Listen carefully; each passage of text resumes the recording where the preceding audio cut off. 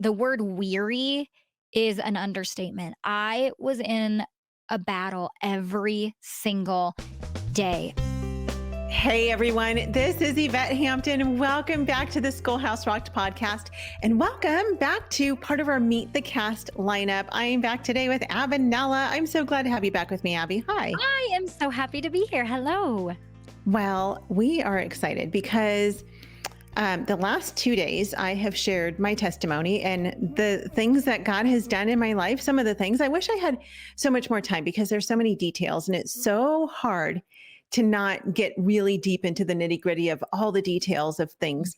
But I kind of gave an overview of me and my life and what God has done and our struggle with infertility and going through just some of the struggles that God has brought us through in our marriage and things like that. And, it's funny, as a matter of fact, as I was after I recorded that, I thought, I don't think I ended by saying one of the things I'm so grateful for is that now these years later, Garrett and I have a really good relationship.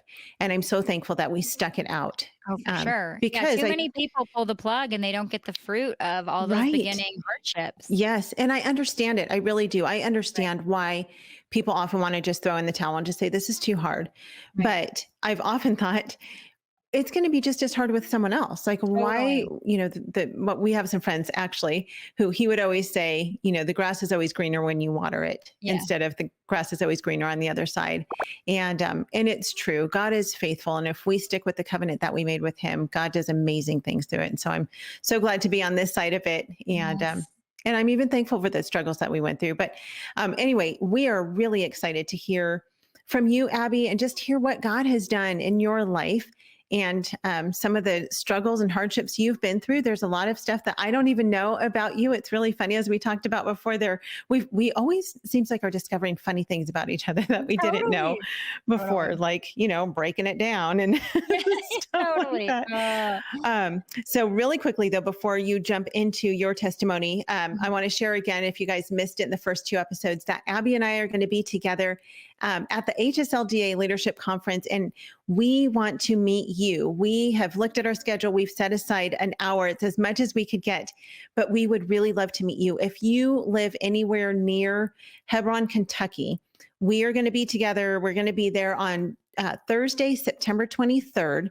We're going to be at the Marriott Cincinnati Airport Hotel in Hebron, Kentucky, and we're going to meet in the atrium. And we just have from 1:30 to 2:30 in the afternoon.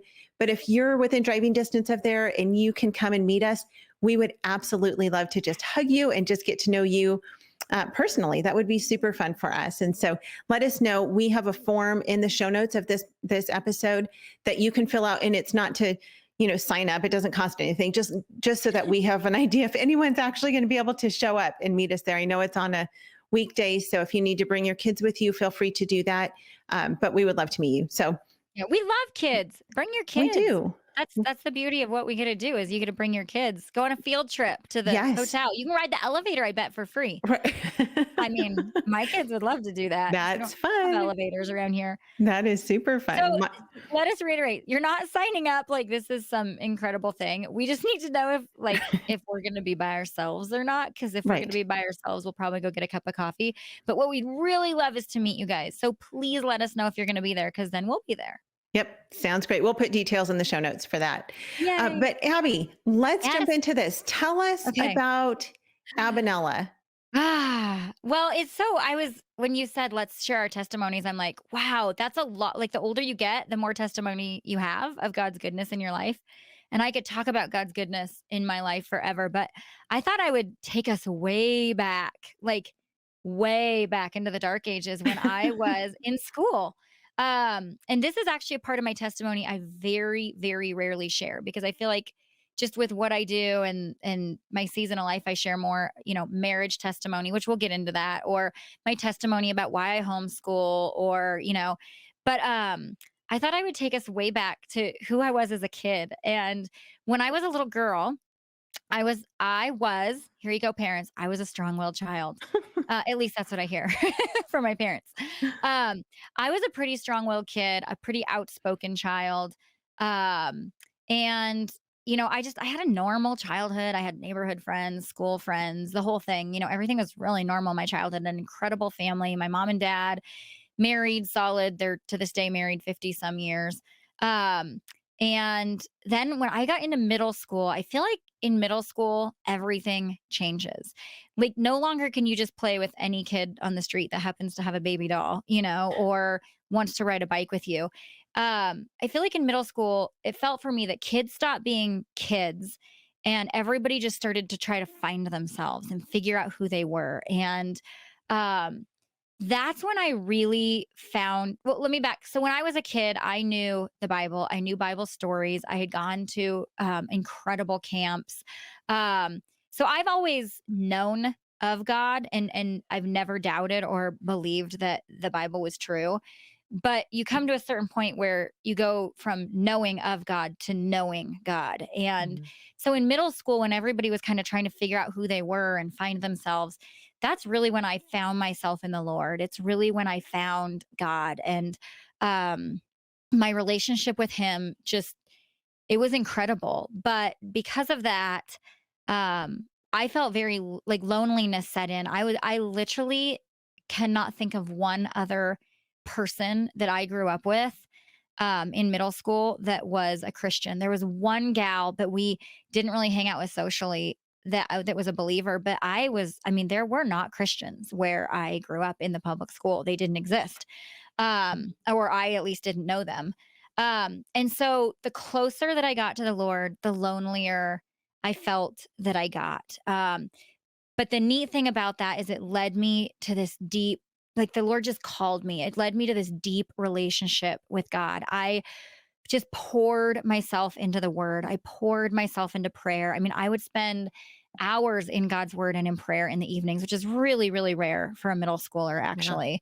But I It's rare for really, anyone. yeah, right.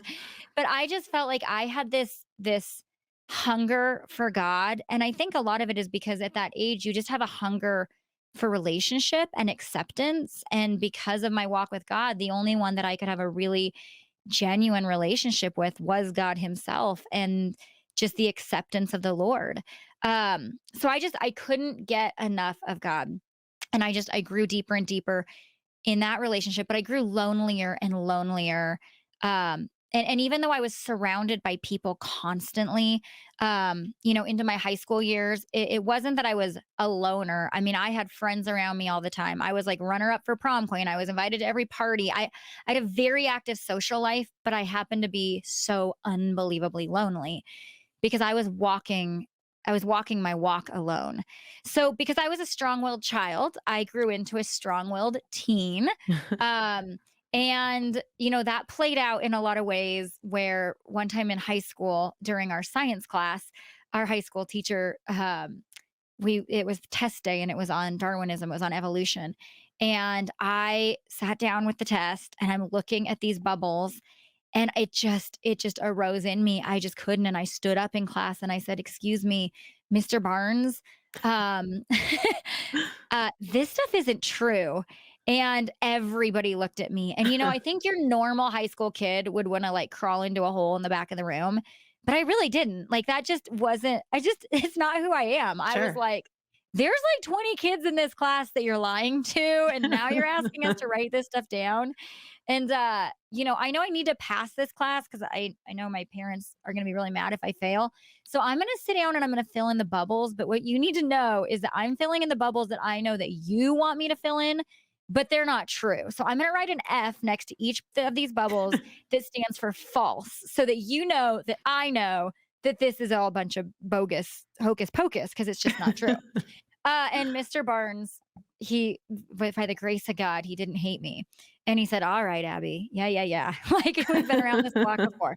So that is just kind of always who I've been. I've always kind of been a truth teller. I've never been able to just go with the flow. I've never been able to just shut up and let lies fly around me. It's just, or to see an injustice, or it's just always who I've been. And honestly, I hated it about myself, and we can get into that a little bit later, but I just couldn't rest and have peace going with the flow. And so anyway, so I want to encourage parents that have strong-willed children.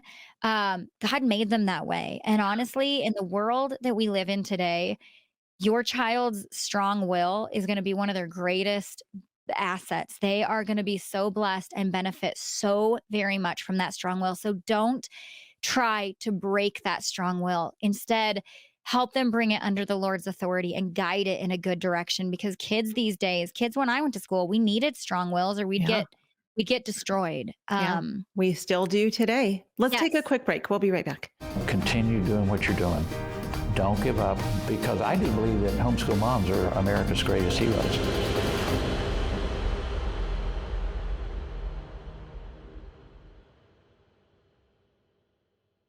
We are back with Aby, and continue And on, because this we'll is a just good dive story. right in. Okay. Yeah. So here I am in high school, and I'm the strong-willed child. I'm not just going with the flow.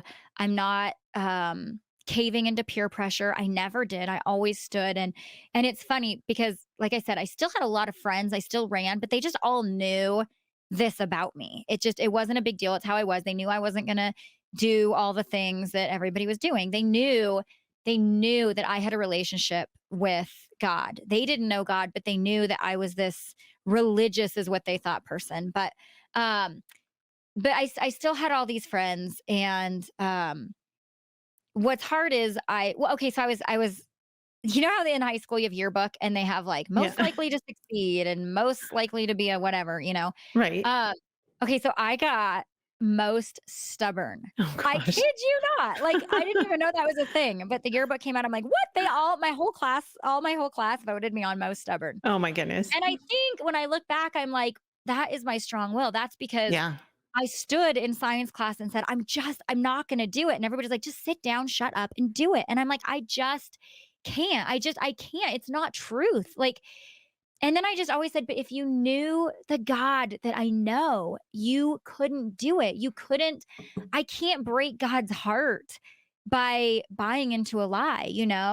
And so anyway, so but the reality is I was a young teenager. I was 14, 15, 16, and I still was impressionable. I mean, kids by nature, we do want to fit in. I mean, we do have to somehow, out of survival, when you're in that system, fit in one way or another. And so every single day, I would go into this battle zone, and I felt like I was going into this war zone. And Mhm. I was strong and my faith was solid and I wanted to be salt and light, like all these parents say, and I could withstand the pressures, all these things I hear parents say. But the truth is I was in there alone. I didn't have older, wiser, godly women walking down the halls encouraging me as I was, it was lonely. It was unbelievably lonely because you're thrown into this secular system and it's not like they give you people to do. I was completely alone and it started to take a toll on me emotionally. It started to take a toll on me spiritually because the reality is when you look at God's word, those years I should have been home being brought up and trained in the Lord and in his truth. And although my parents did, it's like what you have a half hour at night after school, Yeah. dance, homework. Um, and I read God's word now and I'm like, this is why God calls kids during those impressionable years, during those young years where you're still just trying to figure out who you are, let alone having to go stand in this situation. But regardless, I was thrown in and I did stand and I was salt and light. And I know I made an impact because I to this day have people say, man, your faith, years later, now I'm walking in the Lord. And I just remember looking back on your faith in school. But here's where the story gets hard is even though I was all those things, strong, I stood, it nearly cost me my life. And my junior year in high school, I was not depressed. The word weary is an understatement. I was in a battle every single day. I was thrown into the front lines of a war that I was not strong enough, even though I was strong, to stand. And I just remember crying out at night to God saying, I don't belong here. This isn't my world. I'm not strong enough to fight this battle, and I have no one to fight it with me. And I'm ready to go home, Jesus. Like, I'm ready to be with you. And my junior year in high school, I ended up attempting to take my own life. And through a series of many things, I executed that process, and I did it in a way that I wanted to make sure that everybody understood this is I had the quote unquote perfect life. I had the most incredible parents. I was popular, all these things, but I just needed to I wanted to be with Jesus because it was too much for me in my youth to withstand day in and day out, 8 hours a day, a godless setting where I had to fight tooth and nail to maintain my faith. It was just too much. And so I woke up in the hospital and had all the beepers around me, and my parents were looking over me.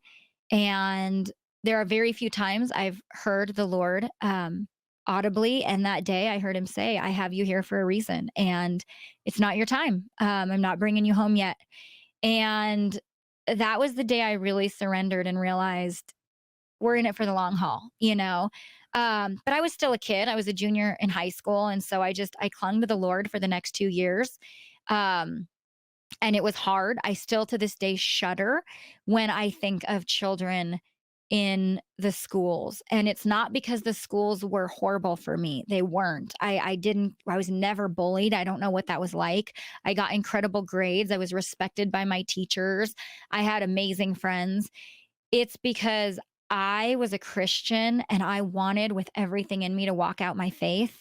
And I was a child in a place that I wasn't meant to be. And so when I hear parents